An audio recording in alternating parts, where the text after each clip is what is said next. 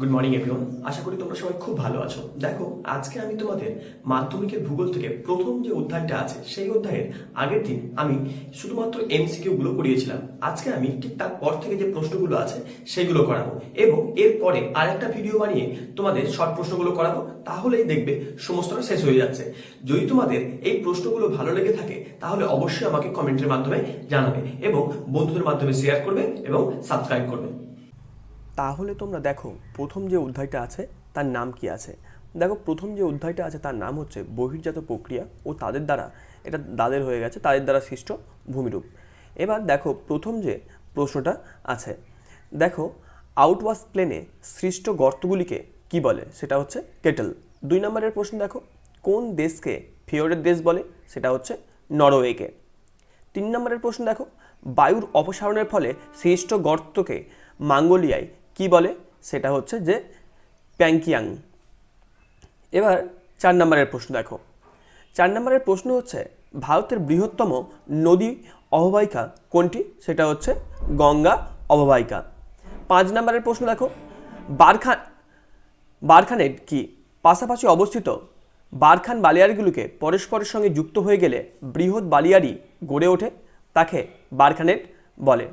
তারপরে দেখো ভার্ব কি, দেখো কেটল হ্রদের তলদেশ স্তরে স্তরে সঞ্চিত পলিকে ভার্ব বলে। তারপরের প্রশ্ন দেখো, প্রথম কে কত খ্রিস্টাব্দে ইনসেলবার্জ নামকরণ করেন, ভূতত্ত্ববিদ পারসার্জ 1904 খ্রিস্টাব্দে। এবার 8 নম্বরের প্রশ্ন দেখো কি আছে। 8 নম্বরের প্রশ্ন হচ্ছে এটাই যে নদীর ক্ষয়ের শেষ সীমানা কোনটি, সেটা হচ্ছে সমুদ্রতল। তারপরে 9 নম্বরের প্রশ্ন দেখো, গাসি কি, শিব বালিয়াড়ির মধ্যে যে প্রস্তরময় করিডর থাকে তাকে সাহারায় গাসি বলে। 10 নম্বরের প্রশ্ন দেখো, শুল্ক অঞ্চলের গিরিখাতকে কি বলে, সেটা হচ্ছে ক্যানিয়ন। 11 নম্বরের প্রশ্ন দেখো, পিরামিড চূড়া সুইচ আলপসে কি নামে পরিচিত, সেটা হচ্ছে হর্ন। 12 নম্বরের প্রশ্ন দেখো, পৃথিবীর দীর্ঘতম নদী খাড়ি কোনটি, ওব নদীর খাড়ি। 13 নম্বরের, নেভেজ মাঠবদ্ধ হয়ে বরফের মাঝামাঝি অবস্থিত সৃষ্ট হলে তাকে কি বলে, ফিন বা ফার্ন। 14 নম্বরের প্রশ্ন দেখো, একটি শীতল মরুভূমির নাম করো, সেটা হচ্ছে গোবি মরুভূমি। তারপরের প্রশ্ন দেখো, মূল নদী তার উপনদী শাখা নদী প্রশাখা নদী মিলে যে নদী নকশা গঠন করে তাকে কি বলে, জল নির্মাণ প্রণালী। 16 নম্বরের প্রশ্ন দেখো, সাহারা মরুভূমির সবচেয়ে বড় ইয়ারদান কোথায় দেখা যায়, তিবেস্তিতে। 17 নম্বরের প্রশ্ন দেখো, হালকা ও অতি সূক্ষ্ম তুষারকণাকে কি বলে, নেভে বা নিভ। 18 নম্বরের প্রশ্ন দেখো, বদ্বীপের ডেল্টা নামকরণ কে করেন, সেটা হচ্ছে হেরোডোটাস। এবার 19 নম্বরের প্রশ্ন দেখো, বোর্ন হার্ডট কি, ইনসেলবাজ আরও ক্ষয়প্রাপ্ত হয়ে গোলাকার মাথা বিশিষ্ট ঢিপিতে পরিণত হলে তাকে বলে বোর্ন হার্ডস। তার 20 নম্বরের প্রশ্ন দেখো, ভারতের বৃহত্তম নদী অববাহিকা কোনটি, গঙ্গা নদীর অববাহিকা। এই ছিল তোমাদের 1 নম্বরের প্রশ্ন। এবার আমরা বিভাগ খ থেকে যে 2 নম্বরে যে প্রশ্নগুলো আছে সেগুলোকে দেখব। আর আমরা নেক্সট দিন কিন্তু হচ্ছে ম্যাচিং এবং তোমাদের ঠিক ভুল শূন্যস্থান এই প্রশ্নগুলো নিয়ে আলোচনা করব।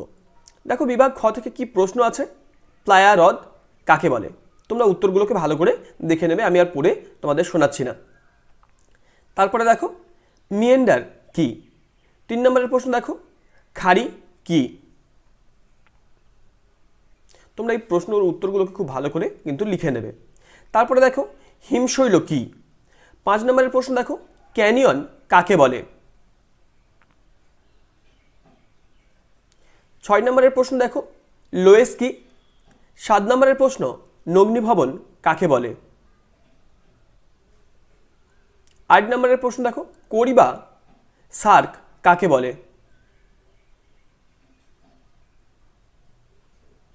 9 নম্বরের প্রশ্ন দেখো, জলবিভাজিকা বলতে কি বোঝো।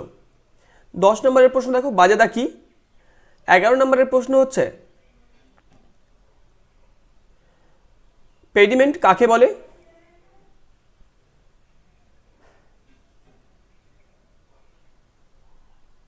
তারপরের প্রশ্ন দেখো, প্রপাতকূপ কাকে বলে? 13 নম্বরের দেখো, পর্যায়নের সংজ্ঞা দাও। 14 নম্বরের প্রশ্ন হচ্ছে অ্যারেট কি? 15 নম্বরের প্রশ্ন হচ্ছে যে প্লাবনভূমি কিভাবে গঠিত হয়? 16 নম্বরের প্রশ্ন দেখো, শিববালিয়ারি কিভাবে গঠিত হয়? 17 নম্বরের প্রশ্ন হচ্ছে মরু সম্প্রসারণ বলতে কি বোঝো? 18 নম্বরের প্রশ্ন দেখো, পলল শঙ্কু ও পলল ব্যঞ্জনী কাকে বলে? 19 নম্বরের প্রশ্ন দেখো, কোন কোন অবস্থায় নদী সঞ্চয় করে? 20 নম্বরের প্রশ্ন হচ্ছে মন্থকূপ কাকে বলে? 21 নম্বরের প্রশ্ন ফিয়র্ড কাকে বলে? এবং 22 নম্বরের প্রশ্ন হচ্ছে বদ্বীপ কাকে বলে?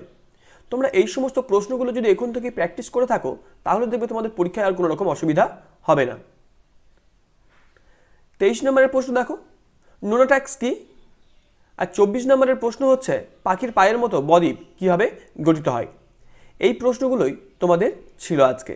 তো এই প্রশ্নগুলো যদি তোমরা ভালো করে যাও তাহলে দেখবে তোমাদের পরীক্ষায় কোনো রকম অসুবিধা থাকবে না, সমস্তটাই পরীক্ষায় কমন পেয়ে যাচ্ছ। সেটা তোমরা যখন পরীক্ষা দেবে তখনই তোমরা কিন্তু বুঝতে পারবে। এবং আমার মনে হয় যে এই প্রশ্নগুলো তোমাদের একান্তই করে যাওয়া দরকার, তাহলেই তোমরা পরীক্ষায় সবটাই কমন পেয়ে যাবে।